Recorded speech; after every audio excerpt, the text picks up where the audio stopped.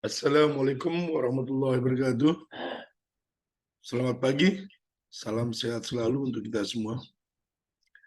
Berjumpa lagi dengan saya, Lee Joko, dalam short course di kelas rating engine kelompok 4 yang dilaksanakan di Sekolah Tinggi Ilmu Pelayaran. Pagi hari ini kita akan mempelajari tentang hukum maritim, ya, agar teman-teman sini mengetahui hukum tentang kepelautan, sehingga ketika hak dan kewajiban sebagai pelaut itu apa aja, kalian paham. Pertama adalah dasar-dasar maritim itu.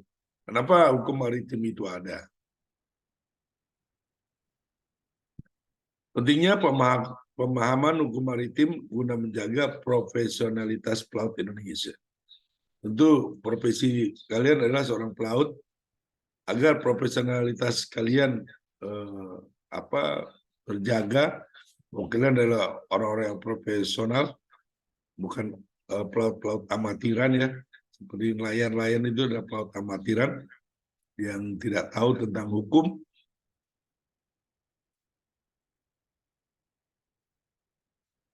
Ini adalah perkataan dari Presiden pertama kita, Presiden Soekarno. Indonesia adalah negara lautan yang ditaburi oleh pulau-pulau. Mungkin kawan-kawan ketika sekolah menengah mempelajari tentang geografi, ya, bahwa negara kita itu negara kepulauan yang memiliki lebih dari 17.000 pulau yang terbentang dari Sabang hingga Merauke, dengan total wilayah Indonesia sekitar 7,81 juta kilometer persegi.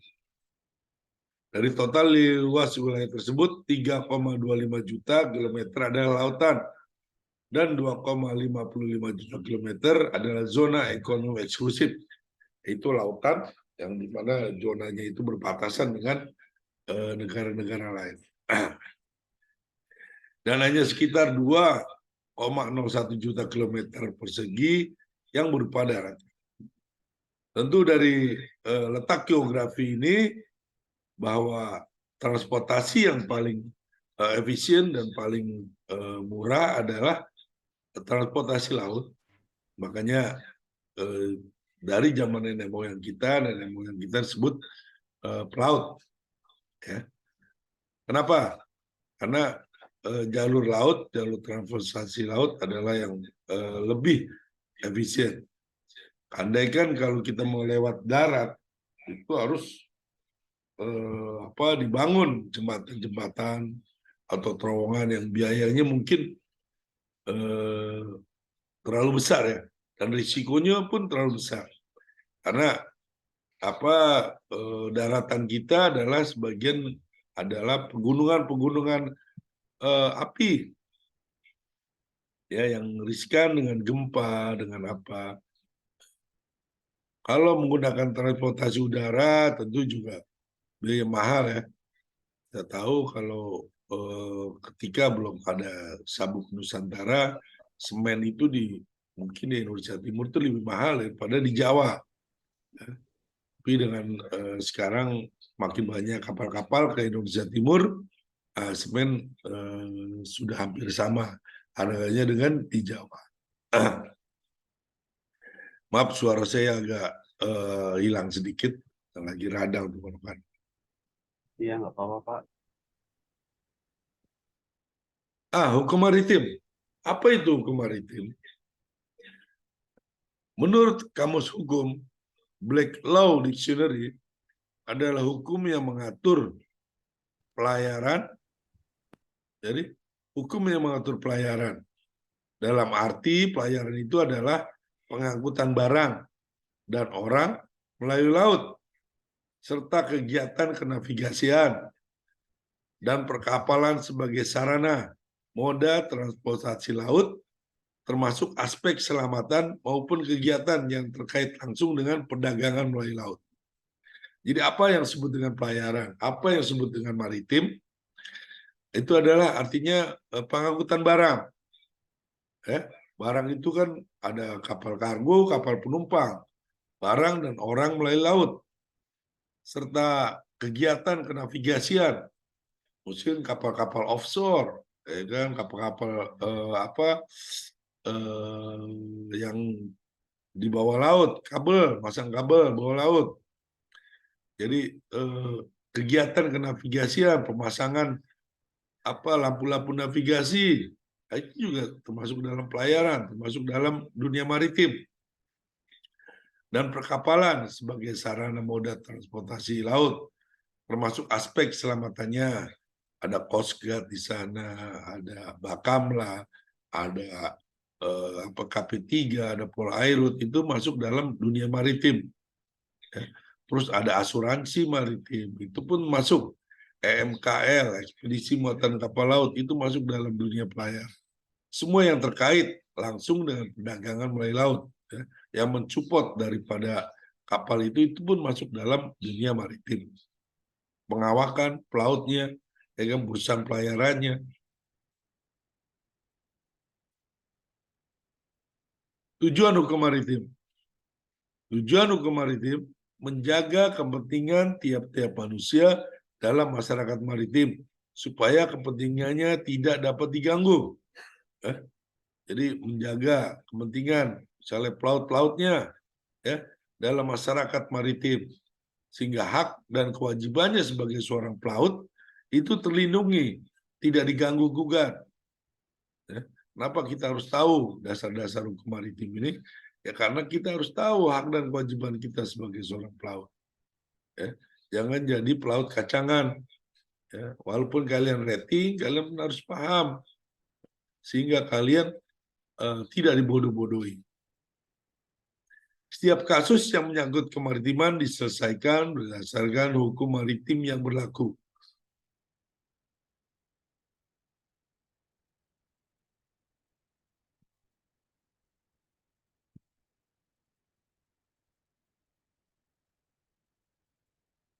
Subjek hukum maritim.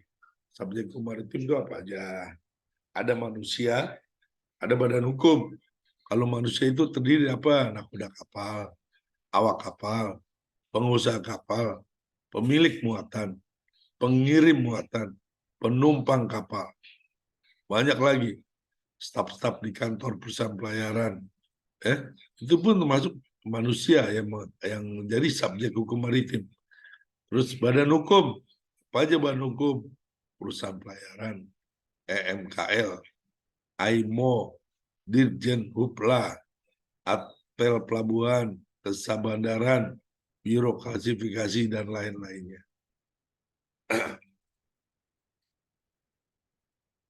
Tadi subjek, sekarang objeknya. Objek hukum maritim apa aja?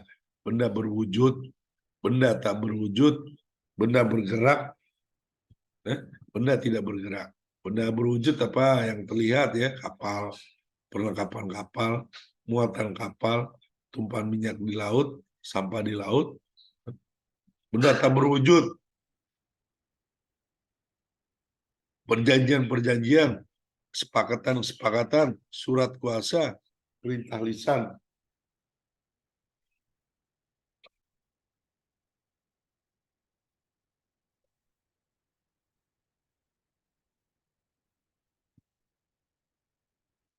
Benda bergerak, perlengkapan kapal,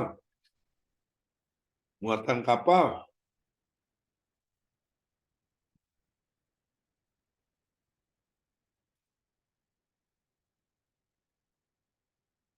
benda bergerak, galangan kapal, shipyard, pelabuhan.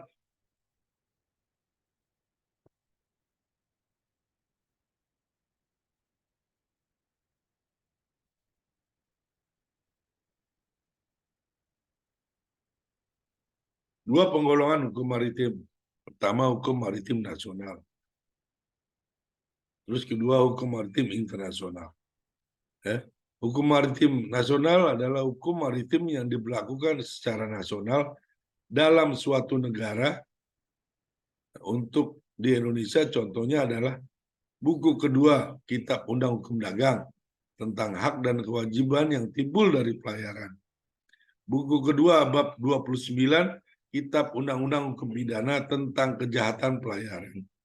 Buku ketiga bab 9 Kitab Undang-Undang Hukum Pidana tentang pelanggaran pelayaran.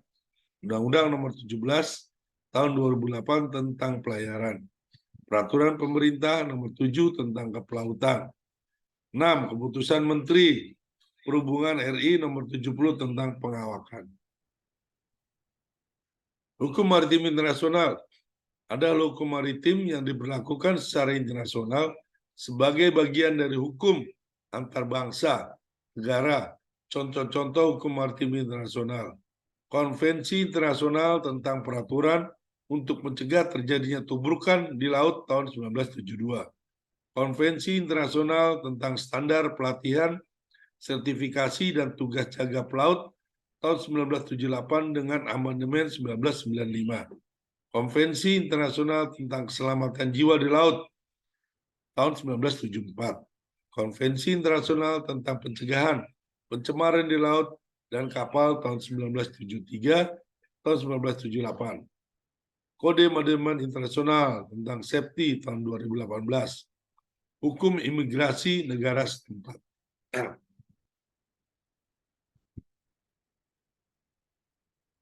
Nah, ini contoh kasus hukum maritim internasional. Pada tanggal 3 September 2021, dilakukan penahanan terhadap 3 orang kru kapal berbendera Korea. Nah, ini kapal ini berbendera Korea, tapi krunya adalah orang Indonesia. Mereka ditetapkan sebagai tersangka dikarenakan saat persiar di negara India, mereka tidak membawa dokumen pendukung. Nah, ini, bagi teman-teman mungkin yang sudah belayar atau yang mau akan belayar, ingat, apalagi kapal teman-teman yang belayar ke luar negeri ya, harus tahu negara-negara mana yang petugas-petugasnya itu mencari kesempatan, mencari uang dengan melakukan sebuah melakukan sebuah penipuan. Sebenarnya bukan penipuan, ini adalah dari diri kalian sendiri harus waspada, ya, bahwa banyak negara-negara itu petugasnya itu cari uang dengan cara-cara yang tidak baik. Yang perlu diingat, apapun yang terjadi ketika kalian berada di luar negeri, keluar dari pelabuhan, keluar dari kapal untuk pesiar, itu ingat bahwa harus membawa dokumen pendukung. Jadi ada beberapa negara seperti India, Vietnam, negara-negara komunis yang masih ada jam malamnya, mungkin di Korea Utara, ya. Kalau di mana Eropa itu mungkin di Lituania itu masih ada jam malam. Jadi biasanya modus operandinya itu, misalnya kapal itu 4 hari di pelabuhan. Biasanya ketika kru kapal keluar pesiar itu tidak pernah ditanyakan sama security-nya. Udah no problem, nggak bawa paspor no problem, katanya kan. Nah itu biasanya hari pertama, hari kedua. Nah biasanya pas hari terakhir, hari terakhirnya ini langsung ditanyakan. Karena kita merasa orang apa nggak bawa paspor atau sorpas, akhirnya dijebak lah, ya kan? Nggak bawa paspor, ya kan? Ada 3 orang, ya. Karena dia merasa tidak tahu atau apa, ya kan? Akhirnya dijebak. Dan biasanya itu minta uangnya banyak, ya kan? Karena berhubungan dengan dokumen. Dibilang alasan orang ini apa, ada peraturan-peraturannya. Dan itu biasanya memang dendanya besar. Kalau di Indonesia aja orang yang tidak membawa dokumen pendukung aja itu bisa di atas puluhan juta, ya. Makanya teman-teman ini harus hati-hati, ya, yang akan belayar keluar atau apa, ingat negara-negara tetap bawa namanya dokumen pendukung. walaupun nggak diperiksa atau apa. Ya. Terus contoh kasus hukum maritim nasional. 3 orang ditetapkan tersangka tenggelamnya KME Yunis. Jadi kapal motor penumpang Yunis itu kapal yang berlayar dari Ketapang ke Gilimanuk ya, Banyuwangi ke Bali itu. Tenggelamnya kapal penumpang pada Selasa 29 Juni terpaksa harus menyeret 3 orang menjadi tersangka oleh Mabes Polri. Ketiga tersangka tersebut diantaranya Is sebagai nakoda kapal, ya, NW sebagai kepala cabang, dan RMS sebagai kepala sabandar. Koordinasi Satuan Pelabuhan BPPTD Pelabuhan Ketapang. Sebelum tersangka di menjadi tersangka oleh Mabes Polri, itu diadakan dulu hukum maritim oleh Mahkamah Pelayaran. Ketika Mahkamah Pelayaran menyatakan bahwa ini adalah kesalahan daripada human error, baru Mabes Polri. Tapi kalau tidak ada kesalahan human error di sana, nakoda kapal bisa selamat. Jadi pertama yang menentukan dia bisa menjadi tersangka atau tidak adalah Mahkamah Pelayaran. Bagaimana bisa terjadi kapal itu tenggelam? Ya. Jadi kapal ini overdraft, penumpangnya lebih, muatannya over, sehingga kapal itu sebenarnya ketika kapal melewati batas land daripada draft itu tidak boleh belayar karena resikonya tinggi, apalagi musim ombak atau musim angin ya. Tapi karena mau mencari untung besar, ya kan, nakoda bekerja sama dengan kepala cabang tidak mempedulikan. Terus sebagai kepala sabandar, nah ini kan kepala sabandar yang mengizinkan surat izin belayar, kapal itu pun kena karena mengizinkan kapal belayar tanpa dicek fisik. Nah di situ di surat izinnya bahwa kapal ini draftnya tidak over, tapi kenyataannya over. Dilihat dari CCTV bahwa kapal sudah overdraft. Oke, sampai sini paham kawan-kawan?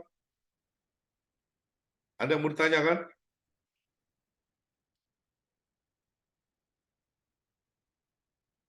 Oke, kalau tidak ada kita lanjutkan. Tadi adalah dasar-dasar hukum maritim ya. Sekarang yang paling pokok.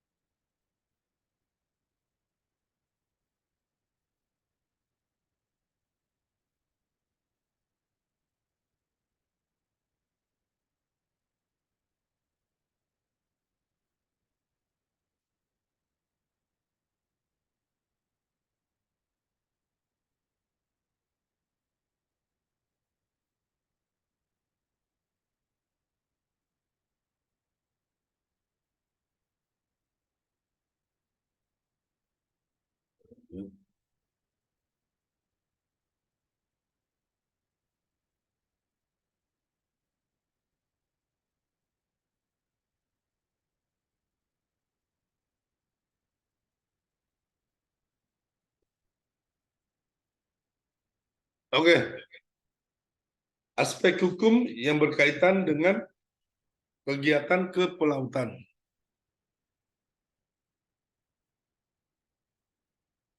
Yang pertama, undang-undang terkait dengan kelautan tentu adalah dasar negara kita, Undang-Undang Dasar 1945. Kedua, Kitab Undang-Undang Hukum Perdata. 3, Kitab Undang-Undang Hukum Dagang. 4, Kitab Undang-Undang Hukum Pidana. 5, Undang-Undang Nomor 17 Tahun 1985 tentang ratifikasi UNCLOS. Undang-Undang Nomor 5 Tahun 1990 tentang konservasi sumber daya alam, hayati, serta ekosistemnya. Undang-Undang Nomor 13 Tahun 2003 tentang ketenagakerjaan. Undang-Undang Nomor 17 Tahun 2006 tentang perubahan atas Undang-Undang Nomor 10 Tahun 1995 tentang kepabeanan. Undang-Undang Nomor 17 Tahun 2008 tentang pelayaran. Undang-Undang Nomor 23 Tahun 2006 tentang administrasi kependudukan. 11, Undang-Undang Nomor 6 Tahun 2018 tentang karantina kesehatan. 12, Undang-Undang Nomor 6 Tahun 2011 tentang keimigrasian. 13, Undang-Undang Nomor 21 Tahun 2019 tentang karantina hewan, tumbuh-tumbuhan.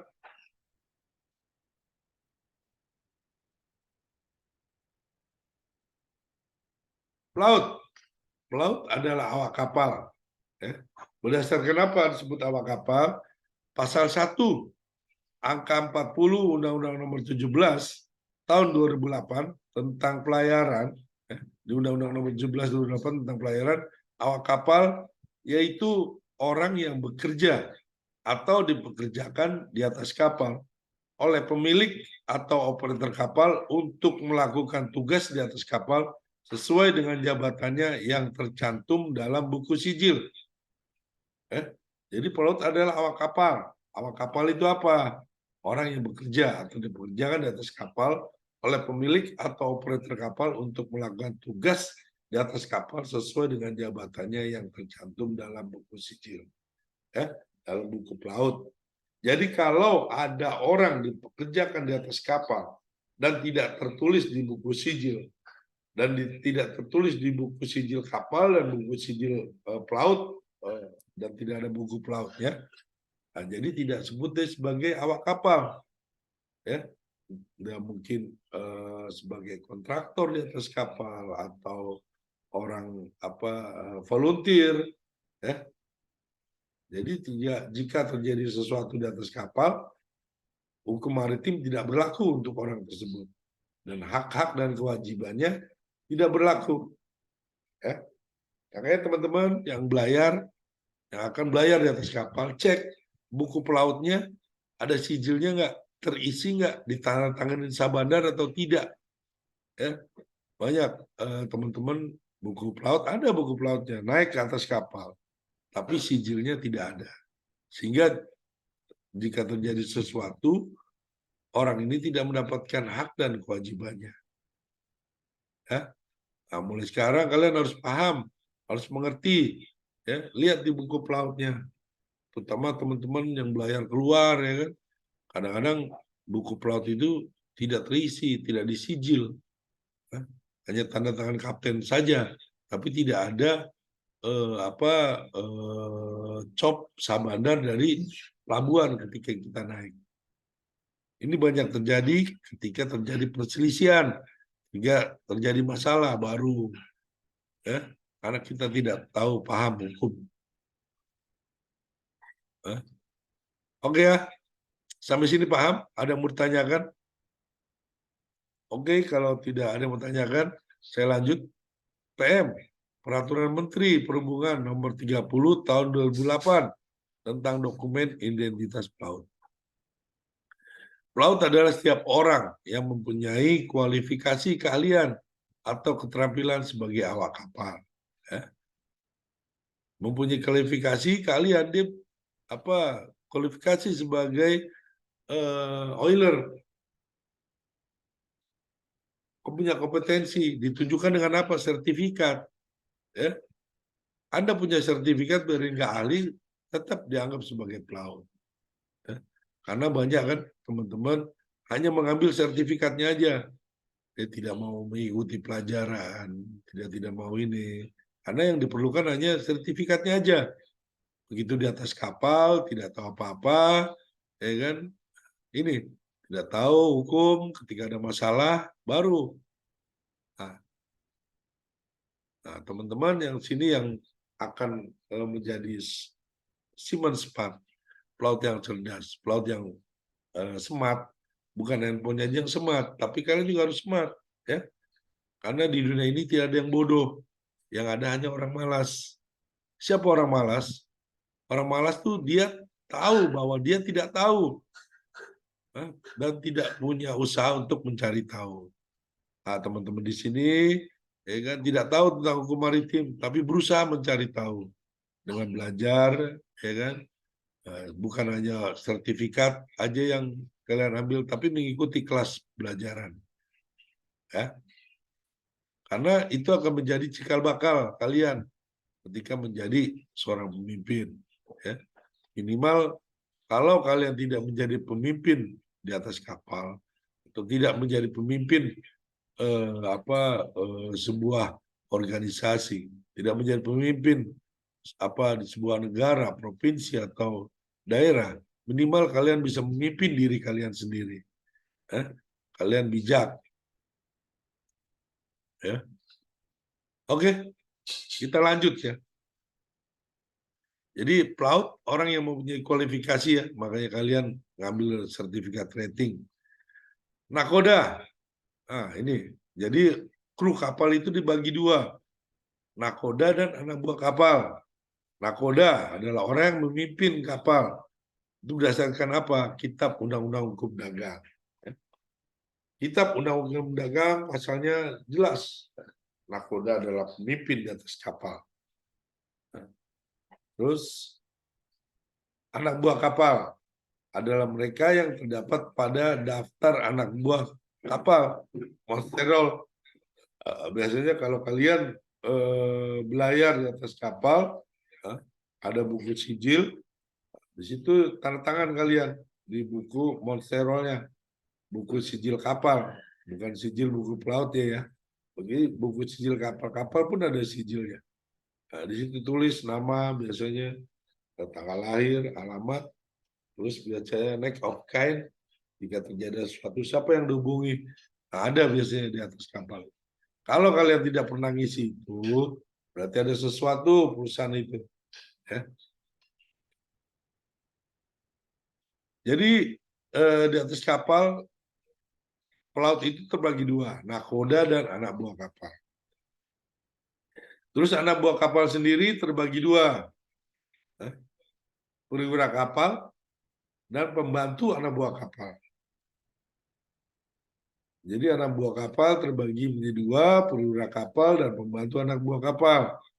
Siapakah perwira kapal? Adalah anak buah kapal yang oleh daftar anak buah kapal diberi pangkat perwira. Ya. Tentu sesuai dengan kualifikasinya, sesuai dengan kompetensinya. Ya. Kalau memang di kapal itu ANT 1 harus menjadi nakoda, ya ANT 1. ANT 2 tidak bisa. Mungkin dia punya kapalnya, JRT-nya, besarnya sekian. Nah, terus pelayarannya sekian, keliling dunia gitu kan kapalnya, keluar Eropa, ya. Terus anak buah kapal terbagi dua, perwira kapal dan pembantu anak buah kapal, ya. Pembantu anak buah kapal berdasarkan undang-undang nih, pasal 38, 393, 400. Ya, kalian iseng-iseng bisa cari di Google ya, pasal Kitab Undang-Undang Hukum Dagang pasal sekian, isinya apa.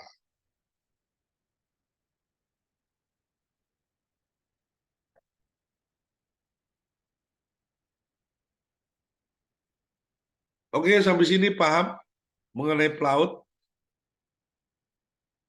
Jikalau kalian di atas kapal buku sijilnya tidak ditandatangani oleh Sabandar, itu harus kalian tanyakan kenapa, ya, tanya sama mualimnya, ya kan, kenapa, ya.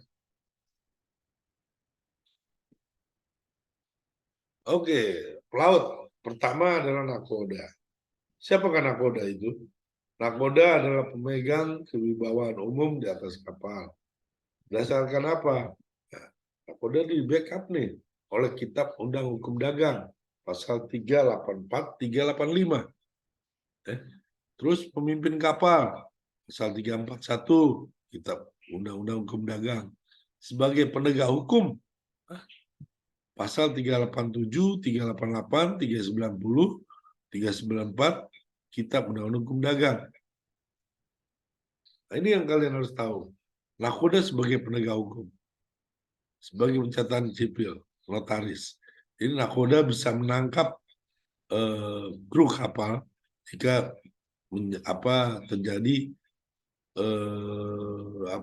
kesalahan di atas kapal yang dilakukan oleh anak buah kapal, entah itu perkelahian, entah itu pencurian, eh, entah itu penyalahan obat-obatan.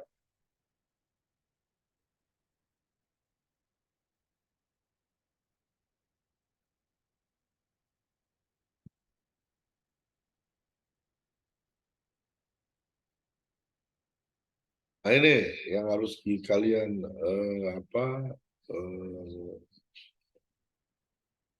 mengerti. Tanpa izin nakoda, anak buah kapal tidak boleh meninggalkan kapal. Meninggalkan kapal ini dalam artian dia pesiar atau dia turun off atau resign secara mendadak tanpa ada pemberitahuan lebih lanjut. Ya, ini kan banyak sekarang dengan alasan ininya meninggal lah, neneknya meninggal lah, orang tuanya meninggal, padahal orang tuanya sudah meninggal. Itu tidak bisa sebenarnya. Makanya dalam sebuah perusahaan itu akan membatasi yang disebut keluarga itu siapa. Keluarga kalau orang yang belum menikah itu bapak dan ibunya. Saudaranya tidak termasuk dalam keluarga. Kalau orang yang sudah menikah, itu anak dan istrinya, tambah orang tua. Itu ada undang-undangnya. Jadi tidak, hari ini minta turun. Itu berhak menolak nakoda. Pasalnya ada, ya. Pasalnya ada.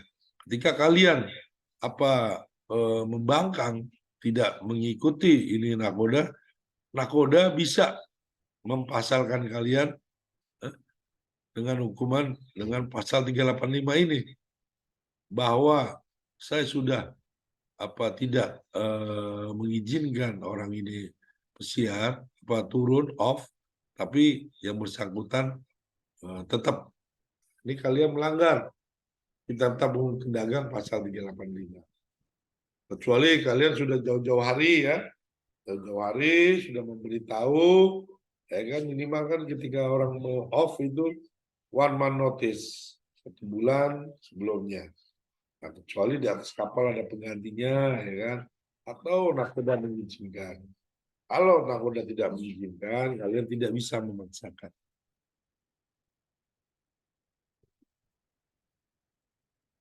Ini UNCLOS tentang perbatasan.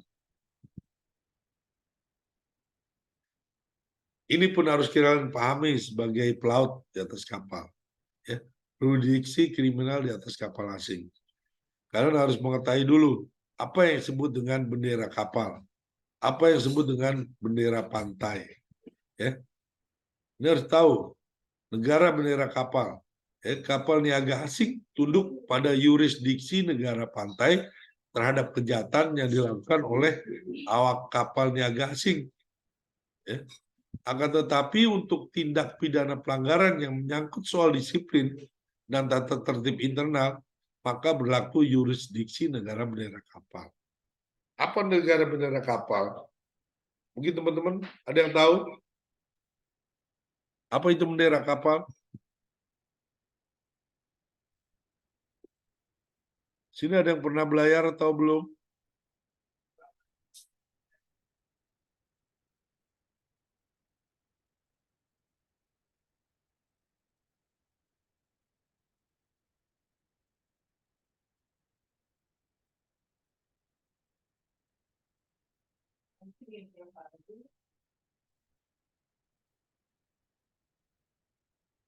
Oke, negara bendera kapal adalah negara kebangsaan dari kapal itu sendiri.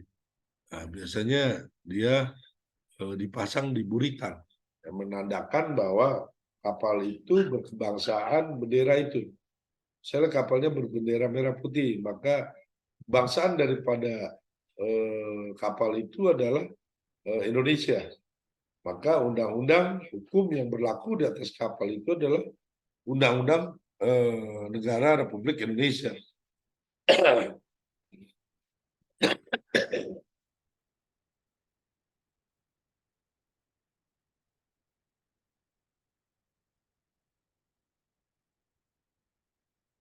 Walaupun kru kapalnya itu bukan orang Indonesia, maka dia harus tunduk dan patuh pada bendera kebangsaan. Itu ketika kapal ada di tengah laut ya, di luar batas yurisdiksi teritorial.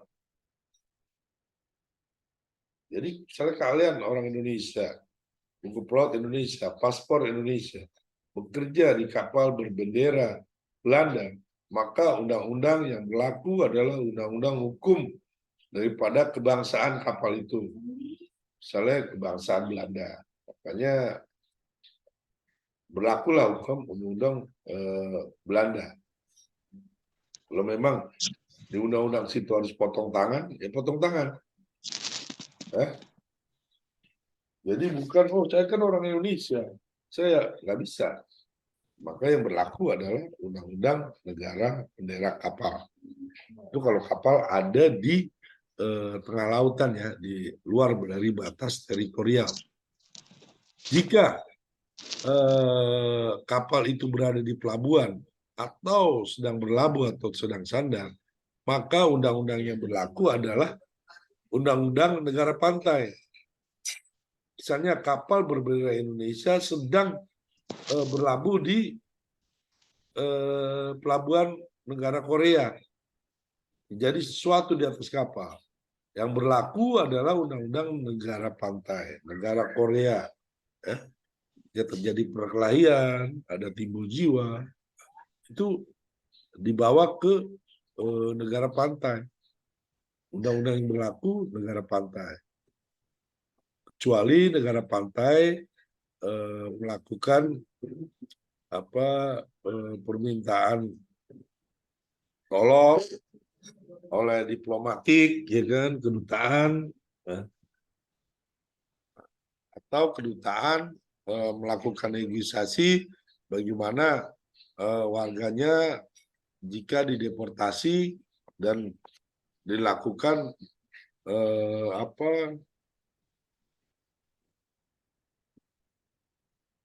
dilakukan pengadilannya di negara Indonesia.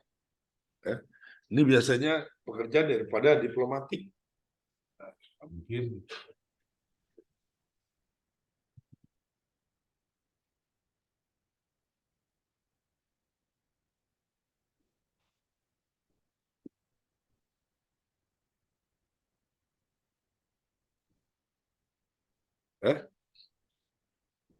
biasanya kedutaan melakukan hal seperti ini, ya kan?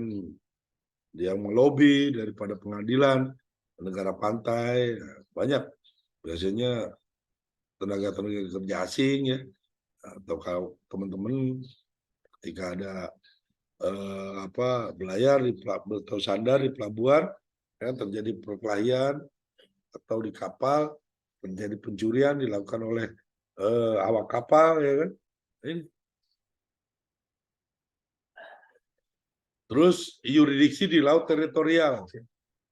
Yurisdiksi kriminal negara pantai tidak dapat dilaksanakan di atas kapal asing yang sedang melintasi batas laut teritorial untuk menangkap siapapun atau untuk mengadakan penyidikan yang berkaitan dengan kejahatan apapun yang dilakukan di atas kapal selama lintas demikian, kecuali dalam hal yang berikut. Nah, jadi ketika kapal kita melewati suatu batas negara, nah itu negara pantai tidak bisa melakukan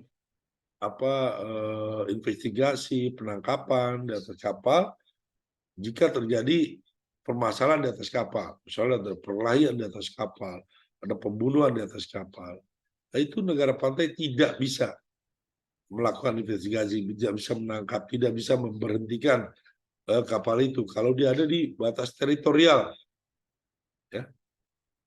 Kecuali ya kan apabila akibat kejahatan yang dirasakan di negara pantai. Ya mungkin jika ada perkelahian di atas kapal, ditakutkan kapal ini disandra oleh kru kapal, ya kan, terus kapal itu diledakkan atau apa, bisa melakukan. Terus apabila kejahatan itu termasuk jenis yang mengganggu kedamaian negara atau ketertiban laut wilayah.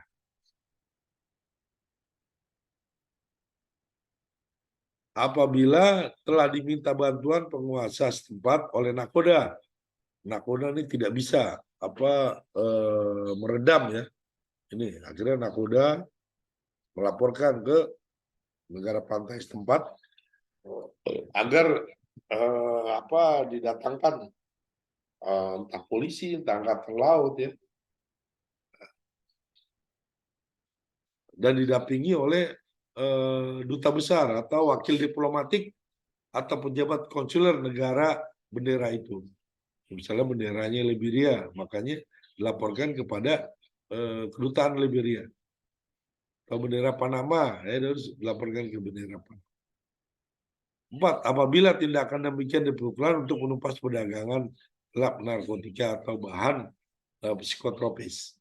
Jadi bisa, misalnya kapal itu pasportnya diberitahu bahwa kapal itu membawa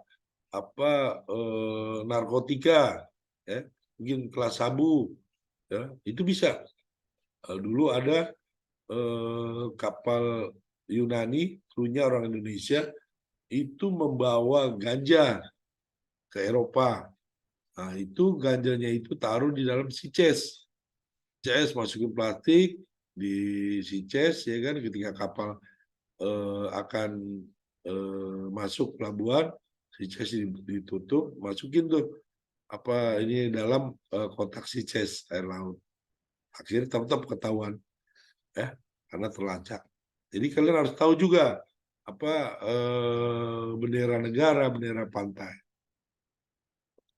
Terus yang terakhir, yudisi kapal asing di perairan pedalaman. Ya, harus tahu juga perairan pedalaman.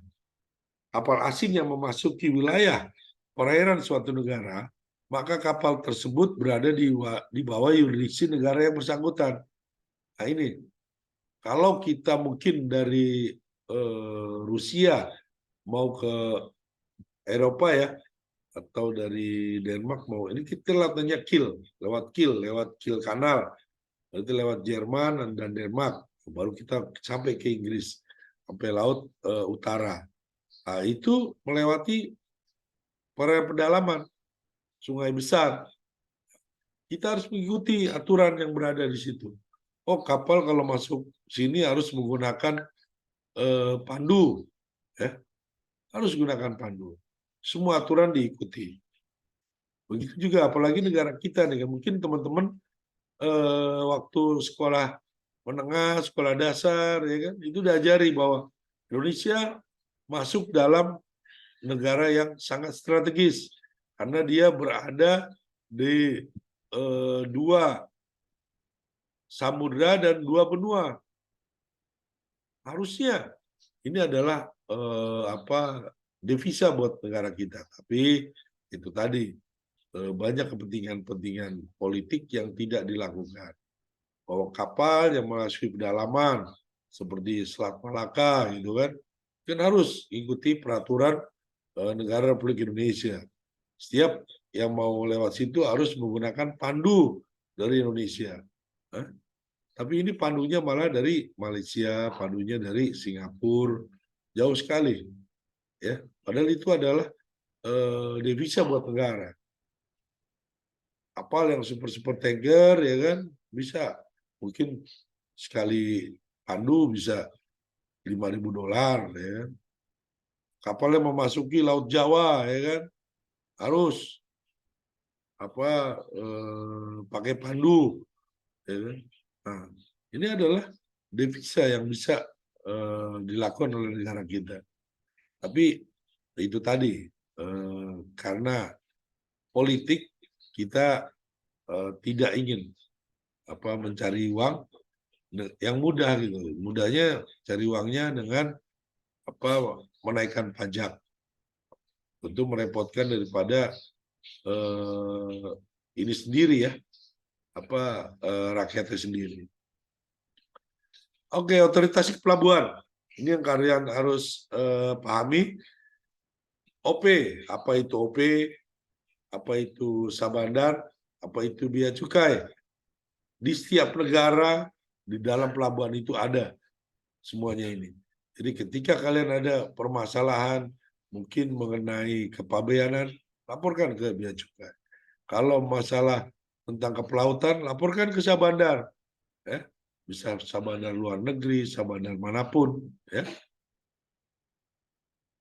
Jadi misalnya berdasarkan MLC, kru kapal bekerja selama 12 jam maksimal. Laporkan. Oh kita lebih nih, kita kerjanya di lebih daripada 12 jam. Istirahatnya pun berkurang. Kecuali ada emergensi, ada darurat, boleh.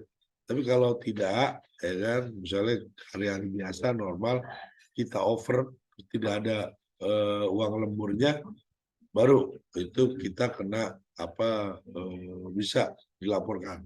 Makanya kan ada time set, ya kan sekarang tiap di kapal ada time set berapa. Kita misalnya jaga 48, nah, itu kan rutinitasnya. Terus berapa lemburnya, jam berapa lembur turun untuk kerja, ya. Ini ada Sabandar, ada bea cukai. Terus di kapal ada namanya sistem karantina ke pelabuhan. Nah ini kepabeanan. Kalian harus hati-hati. Walaupun dalam negeri ya kan ada hal-hal yang tidak boleh dimasukkan ke dalam keluar daripada pelabuhan, ya. Dan dendanya itu sangat besar. Barang yang dimasukkan ke dalam daerah pabean diperlakukan sebagai barang impor dan terutang biaya masuk. Nah, masuk ke dalam biaya impor. Ya. Terhadap barang impor dilakukan pemeriksaan pabean. Pemeriksaan pabean maksud pada ayat 1 meliputi penelitian dokumen dan pemeriksaan fisik barang. Ini kan karena ketidaktahuan kita ya kan, kita seenaknya aja. Seperti dari Batam itu kan daerah otoritas, kita tidak boleh bawa keluar dari Batam tanpa bea cukai. Dari sini ada yang mau ditanyakan?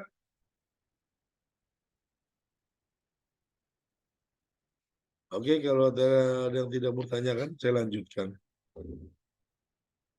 Nah, ini penyelundupan impor ya. Ini tadi pasal-pasal yang tadi ya kan tidak ada dalam manifest. Itu melakukan penyelundupan di bidang impor dengan pidana penjara paling singkat 1 tahun. Itu sekecil-kecilnya tuh. Dan pidana penjara paling lama 10 tahun. Denda paling sedikitnya 50 juta rupiah dan paling banyak 5 miliar rupiah. Bayangin, hanya karena kita membawa harga yang nggak seberapa, ya kan, dari Batam keluar, akhirnya terkena kita denda.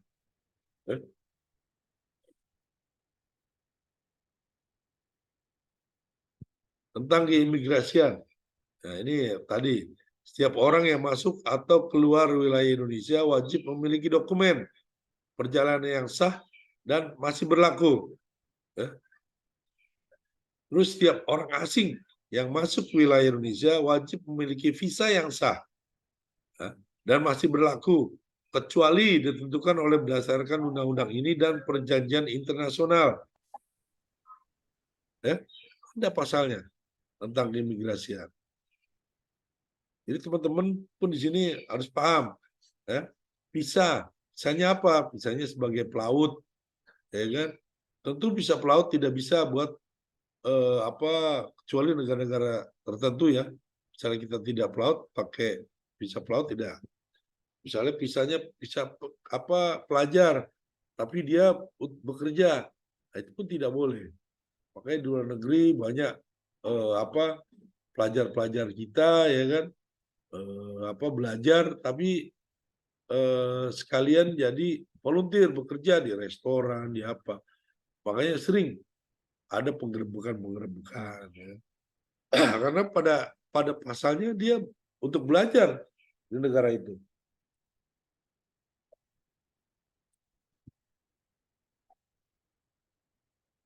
Setiap orang yang masuk atau keluar wilayah Indonesia wajib melalui pemeriksaan yang dilakukan oleh pejabat imigrasi.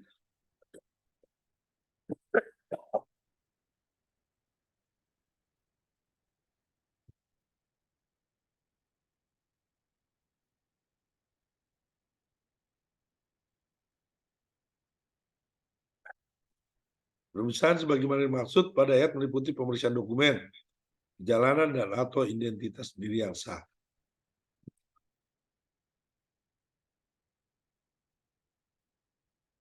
Setiap orang dengan sengaja masuk atau keluar wilayah Indonesia yang tidak di tempat pemeriksaan imigrasi sebagaimana dimaksud dalam pasal 9 ayat 1 dipidana dengan pidana penjara paling lama 1 tahun dan atau pidana denda paling banyak 100 juta rupiah. Ini orang asing dengan sengaja masuk tanpa dalam pemeriksaan, misalnya di perbatasan ya, seperti daerah Nunukan, terus daerah Atambua, Indonesia Timur, terus daerah perbatasan Belawan yang mau ke Kotlang itu lewat laut. Nah, ini setiap orang asing yang masuk dan atau mendarat di wilayah Indonesia yang tidak memiliki dokumen perjalanan dan visa yang sah dan masih berlaku sebagaimana dimaksud dalam pasal 8 dipidana dengan pidana penjara paling lama 5 tahun dan pidana denda paling banyak 500 juta rupiah. Ya. Jadi setiap orang asing dengan sengaja menggunakan, tetapi diketahui pada bahwa dokumen perjalanan itu palsu atau dipalsukan. Visanya visa perjalanan, tapi dia untuk bekerja. Ini kan banyak di negara kita ya. Orang-orang dari RRC masuk negara kita ya menggunakan visa perjalanan, tapi dia bekerja di kebun, bekerja di tambang. Ini dendanya 500 juta rupiah. Ya. Tapi bisa dilakukan dengan pengelapan-pengelapan ya, penggelapan. Nah, ini tentang karantina kesehatan. Nakoda pada kapal hanya dapat menurunkan atau menaikkan orang dan atau barang setelah dilakukan pengawasan karantina kesehatan oleh pejabat karantina kesehatan. Nah, teman-teman sini harus paham nih, pasal 19 ayat 3. Jadi kapal ketika baru sampai di suatu pelabuhan, itu yang pertama memeriksa itu adalah karantina. Jadi bukan bea cukai belum boleh naik, tapi yang pertama adalah karantina. Makanya selama masih ada bendera kuning di atas kapal, itu tidak boleh orang turun dari kapal atau ada orang naik ke kapal. Kena pasal 19. Pasal 19 ayat 3. Yang dendanya paling banyak itu 15 miliar rupiah. Ya. Terus pidana penjaranya paling lama 10 tahun. Bayangin, anak kita mau buru-buru pesiar, ya kan? Kita main pesiar aja. Ini kena pasal gitu. Kalau nakodanya mau nggak suka dengan kita, kena pasal kita. Pasal 19 ayat 3, dendanya 15 miliar rupiah. Paling banyak, ya, paling minim-minimnya kita bisa kena 1 M aja gara-gara mau pesiar. Terus karena dianggap kita menyebarkan penyakit dan atau faktor risiko kesehatan yang menimbulkan kedaruratan kesehatan masyarakat ya, dipidana dengan pidana paling lama 10 tahun. Kita tahu ketika zaman COVID, ini kan yang berperan utama adalah KKP, ya, karantina kesehatan pelabuhan. Nah, itu paling peran. Selama karantina belum menyatakan bahwa kapal ini boleh bersandar atau berlabuh, itu belum bisa. Ya kan? Kejahatan terhadap ketidakpatuhan penyelenggaraan karantina kesehatan dapat dipidana paling lama 1 tahun. Denda paling banyak 100 juta rupiah. Bayangin aja. Hanya karena kita buru-buru mau ini. Ingat teman-teman ya, sebelum bendera kuning karantina naik dan atau dinyatakan oleh karantina bahwa kapal sudah bebas, silakan. Nah, jangan turun dulu dari kapal atau memaksakan diri naik ke kapal. Kecuali ya kan ada yang sakit dan memang harus pesiar dengan izin daripada karantina.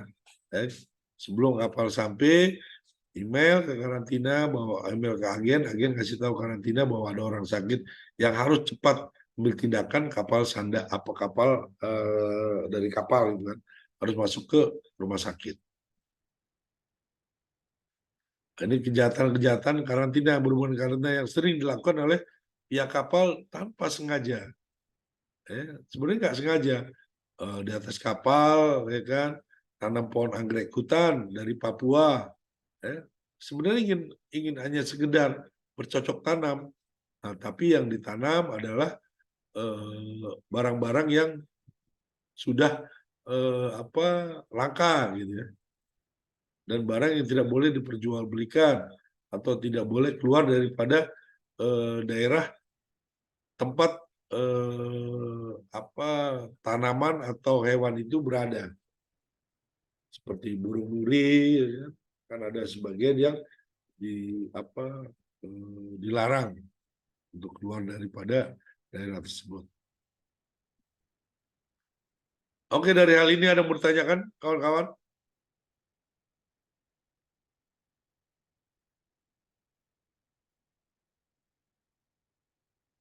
Oke, jika tidak ada yang bertanyakan, untuk faktor hukum mengenai kepelautan, aspek hukum berkaitan dengan kegiatan kelautan, saya sudahi. Kita lanjut lagi dengan talkbook meeting.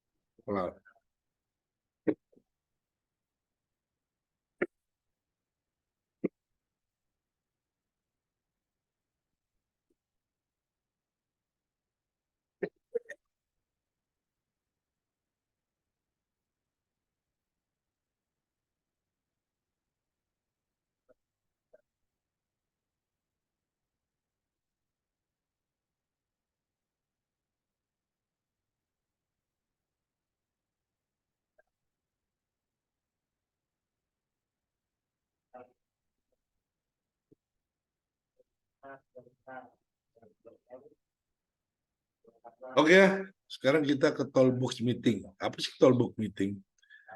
Berdasarkan kita kan sekarang sudah STCW 95 ya, dengan MLC Filipina Manila ininya, bahwa setiap sebuah pekerjaan yang menginginkan resiko itu harus ada namanya talkbook meeting. Apa itu toolbox meeting dan mengapa harus dilakukan rutin sebelum mulai sebuah pekerjaan?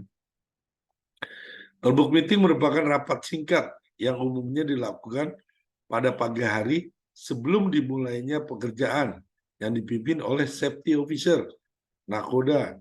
Rapat singkat ini membahas topik keselamatan dan kesehatan kerja yang bervariasi, mulai dari review pekerjaan sebelumnya, pembagian tugas kepada masing-masing pekerja, prosedur kerja, dan paling penting adalah mengingatkan kembali kepada seluruh pekerja mengenai HSEQ, Health, Safety, Environment, and Quality Assurance.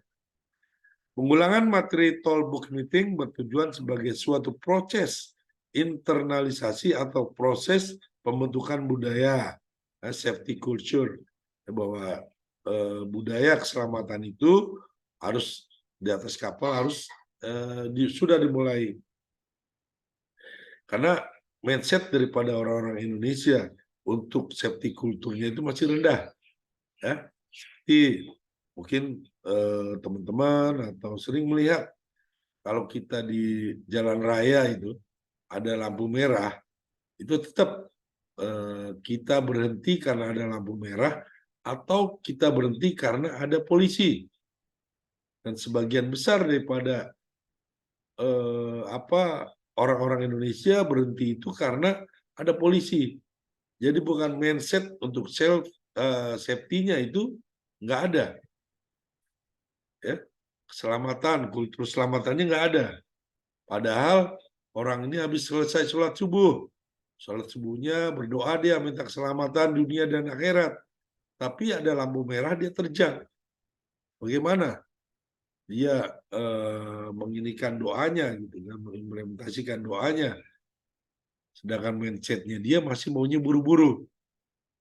Tapi minta sama Tuhan agar diberi keselamatan dunia dan akhirat. Ada lampu merah, dia terobos, ya. Kalau mau cepat dia lawan arah. Ini kan berarti dia sudah membohongi dirinya sendiri, ya. Sini yang teman-teman masih punya agama dan masih punya Tuhan dan yang setiap hari berdoa minta selamat, tolong mindsetnya dirubah. Kerja di atas kapal harus budayakan tentang safety culture-nya, budaya keselamatannya. Bekerja dengan celana panjang, bekerja dengan menggunakan safety shoes, bekerja dengan alat-alat keselamatan yang sudah dapat, dengan alat pelindung diri. Ya. Kalau kalian tidak melakukan ini, berarti kalian sudah membohongi diri kalian sendiri. Ya. Kalian sudah menipu Tuhan kalian sendiri. Ya. Pagi, malam, minta doa selamat. Tapi kenyataannya kerja masih pakai sendal di kamar mesin. Gimana mau selamat, ya kan? Licin, jatuh. Ya. Makanya tolong kawan-kawan budayakan keselamatan itu dimanapun Anda berada, ya, entah di kapal, ya, di rumah, dimanapun, budayakan selamat. Mindset tentang keselamatan itu harus sudah dirubah. Berbeda ketika kalian mungkin di Eropa, ya kan, di Eropa pasti akan melakukan hal-hal yang safety culture, ya, keselamatan dijaga. Tapi karena kita kembali lagi ke Indonesia, sudah jauhan arah, ya kan. Padahal paginya habis berdoa minta selamat dunia dan akhirat. Tapi kita terus melakukan hal yang tidak berbanding terbalik dengan doa dan permintaan kita terhadap Tuhan. Berarti kita sudah mengkhianati dan membohongi Tuhan kita. Ya. Mungkin itu aja dari saya tentang toolbox meeting. Ini hanya tambahan aja. Teman-teman tetap paham dengan hukum, paham dengan undang-undang, karena intinya adalah untuk diri kalian sendiri. Sehingga kalian tahu hak-hak dan kewajiban. Ketika menandatangani PKL, perjanjian kerja laut, isinya apa, ya kan, di sana. Perjanjian kerja laut itu, PKL itu harus ada di depan sabandar, ya, di depan pejabat, ya, sehingga tahu isinya. Tanya kita setuju dengan isi dari PKL ini, kalau setuju tentang ini, kalau tidak usah. Nah, dan perusahaan pelayaran itu biasanya menandatangani PKL itu hari-hari kita mau berangkat, berapa jam mau berangkat kita tentang PKL, hingga kita tidak sempat membacanya. Makanya sekarang sudah canggih ya, PKL itu bisa kalian foto atau scan dengan handphone kalian, pelajari. Karena isi PKL yang dari Sabanar itu sama, ya, sama. Mungkin next ketika kalian ini baca lagi berapa gaji kalian, gajinya itu basic kah atau total semua, ya. Oke, mungkin itu aja. Mungkin sebelum kita off, bisa teman-teman open videonya untuk absen ya.